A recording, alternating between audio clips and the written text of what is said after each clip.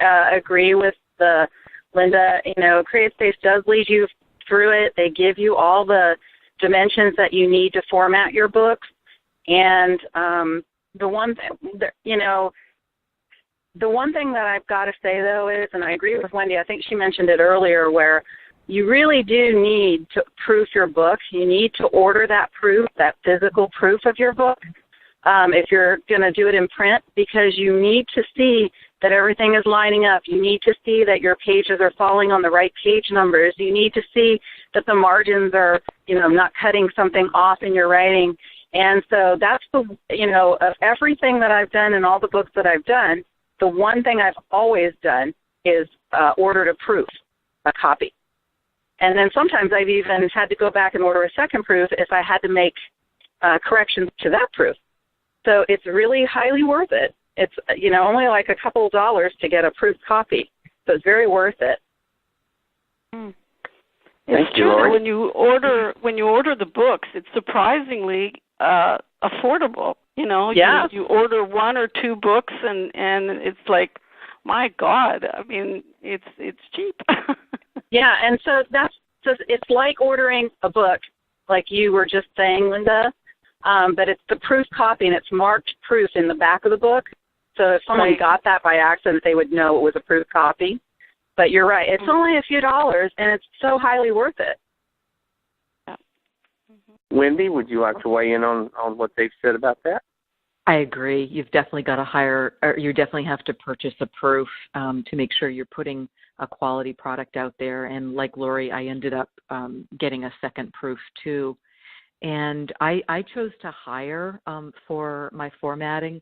Leilani at Custom Cover Pro does that work too, because it was two issues. I was too busy to get it accomplished, and it just was not my forte. I wasn't patient enough for it, and I wanted to put my really valuable limited time into writing and editing. I was moving on to the next book, so she did it for me, and I was really, really grateful. And she also brought a level of expertise to it that I didn't have. I mean, like the good point Linda made about putting something in capitals when the standard should be italics or, that sort of thing. I mean, I just didn't have that base of knowledge. So I was very happy to have someone do the formatting for me. And I found that surprisingly affordable, and I stopped pulling my hair out because I didn't like that part. I would like to weigh in with you on that, Wendy, with my own personal experience with my own ebook, which at the time, 2 years ago now, I did my own formatting. I found it extremely frustrating, and Becky Buchko and I have had a lot of discussions, and I was hoping she'd be here tonight. She has some books out too. But her or Lori are definitely going to be on my team for the next few books that I write, in terms of I'm going to get them to help me with the formatting part. Because it absolutely is the most difficult part of this for me. It was the part that drove me crazy. You have to be pretty patient when you're doing the formatting, though. I mean, and if you don't have the patience or the time, as Wendy was saying, or you don't want to do it, it's better to get someone else to do it for you. It's worth it. And it's hard, too, because the Kindle formatting is different than the physical book formatting, and the Kindle formatting is less forgiving. And I definitely recommend for listeners to create your physical book first, because then you can print it out and make sure you've got it right, and then do your Kindle. And I also recommend, don't just write your book in a Word document or whatever. Choose your template and your size right from the beginning and directly type into the template, and you'll get to your finished book much faster. And it'll look more like a book, from the beginning. And you can also just do like a mock-up of your cover, your concept, and just stick it on your terminal, put it on your bathroom mirror. Do something to make the book be real. And then it just energetically, it comes to life a lot faster. Wow, that is some fantastic advice. Now, this question is for all three of you. How did you determine your pricing? I'll start with you, Wendy. Because these books and I'm sure this is true for everyone, it's really a work of the heart, and being an author is just become such a large part of my identity. I really feel it's a main part of my life purpose and larger soul mission. So I meditated and prayed because I felt the book was meant to be in service to others, and that it should be as affordable as possible while still honoring my time and my effort. So I literally meditated and then just asked my guides, what should this price be? And I wrote down, based on that, the price. And then I did my research, and I looked and compared to other books and that sort of thing. And I went pretty much with what my guides had come up with. And Create Space, again, is super in that they walk you through. They've got like this little pricing mechanism and paradigm where you put in different costs that you're considering, and they make sure, first of all, that you're covering your costs, because they're not going to allow you to sell a book for less than it costs them to print it. That wouldn't make any sense. So I settled on $9.99 for a 200-page paperback, and I sell my Kindle version at $5.99. I mean, some people price by the page. There's just different ways of doing it. So it's just nice having Create Space help you with that, and just being clear, what's your intent? Do you want to get this in the hands of as many people as possible and maybe have the price be a little bit lower? And, over time, when you're more well-known, if you do reach that point, perhaps books at that point can go up by $1 or $2 or whatever feels right to you. Lori, how did you determine your pricing? Well, determining a price is kind of it's a delicate thing. For me, I went on Amazon and researched other books that were similar to word count or page count, and kind of found a median in there, a median price. Mine are the ebooks start out between $2.99 and $3.99, and my printed books, same thing. I went online to see what other similar page counts and word counts, but, excuse me, I also agree with Wendy. I'm not really out there to make a ton of money. I really just want to get my stories out there. So I run lots of freebies and giveaways and stuff just to let people, get a taste of my writing. Absolutely. Linda, tell us, Linda Beauvais, about your pricing. Oh, well, it's not too scientific, I'll tell you. I looked at other books, and I'm like Lori. I mean, I'm not there to make a fortune, that's for sure. And I don't mind taking their, marketing and giving it away. And then there's other marketing where you do 99 cents. But the regular price, I'll tell you, I don't even remember what it is. I think it's $6 something for the ebook, and the book itself, I have a lot of pages, so I think it's around $15 or something like that. But Create Space does help you figure it out and how much you make at the end and what. And I just said to myself, well, that's fine with me. How much they say, like $3 a book or $2 a book, that's fine with me. So I didn't. It's not too scientific, my method. I would like to go back to Wendy for this question, and then I'll address it to all of you as well. Wendy, how did you select your book category and keywords for search engine optimization so people can find your book? Oh, that's a great question. Well, being new to this and a first-time author, I didn't realize that Create Space just walks you through that really well, and there's essentially it's forced choice categories that are available for that related ISBN. So first I wasted time. I was trying to categorize it myself, and because it's a book that's a past life regression session, I was trying to do reincarnation, past life regression, that sort of thing. And instead, the closest fit I could get was body, mind, spirit, subset healing, subset energy was the best fit for my first book. So it's just really right there for you in Create Space. And a friend, I was fortunate with the keywords and the search engine optimization, the SEO optimization. A friend who's worked in that area professionally for 15 years, she looked over my best guess as to what the keywords would be. And it's important for people to remember to include their name as the author as a keyword selection, because the whole point of the keywords is if someone's just Googling in, or whatever search engine, you want to come up in their search. And then the recommendation is you test the keywords periodically, like every month or two, so that your book will come up.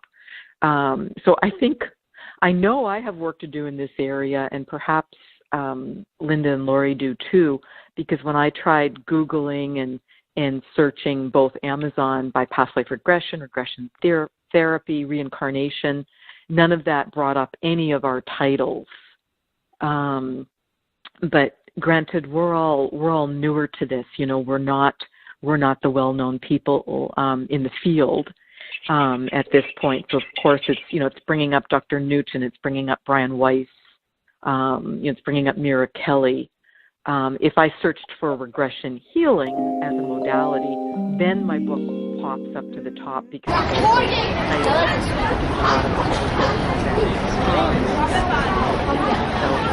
there's a lot of technical things in there that I certainly need to learn more about, and just haven't gotten there yet. You will over time. Lori, tell us about your SEO.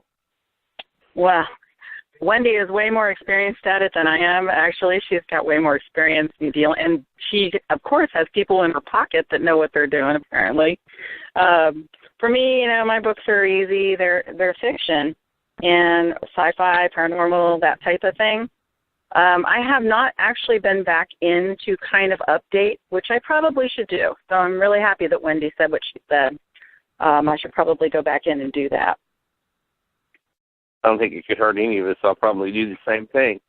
Linda Bouvet, tell me about your SEO, Linda. Yeah, well, I usually we have to pick three categories or three, and in Kindle I took it's Kindle Store, Kindle Books, then Religion and Spirituality, and then New Age, and then it goes into Reincarnation. So that's one string. Religion and Spirituality, I don't like the religion part of it, but spirituality maybe. And then the second one I put my book was in, again, Religion, Spirituality, New Age, Reincarnation, again.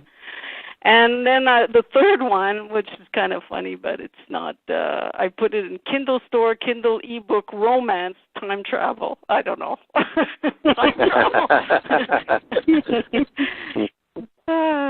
It's not exactly right, but I guess I should look for another.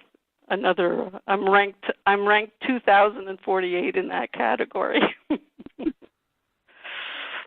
It takes time but to it's climb not up in the ranks. easy to choose exactly the different categories like that because it's not. Well, you say, well, that's not exactly right, and well, maybe that's a little bit right, but anyway, it's.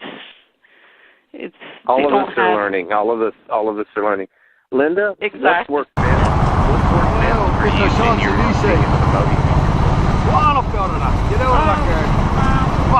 I really enjoyed participating on Facebook on different groups that talk about reincarnation and all that. So you really got to find people that are interested in what you're writing. My book is a story. It's a novel, and it could be almost read like a fiction, but it's actually a true story.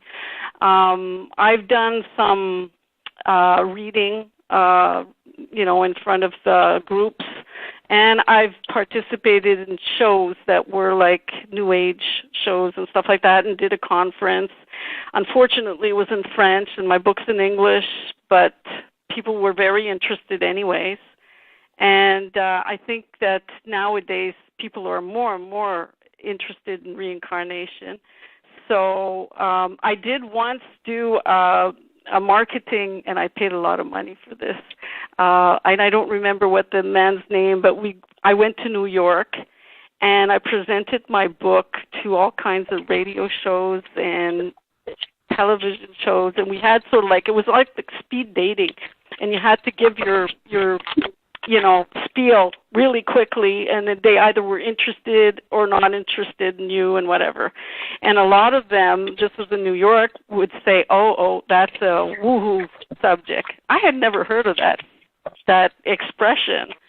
And a lot of them were like, no, if you had 10 steps of how to get rid of your pimples, or I don't know, or diet or something like that, that really worked. But the woohoo subject, there was a few that were interested, but not as much as I would have liked, So I'm trying and I'm learning, and that's one thing that marketing is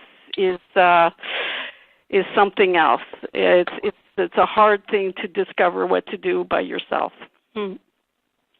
Lori, tell us about your marketing of your books.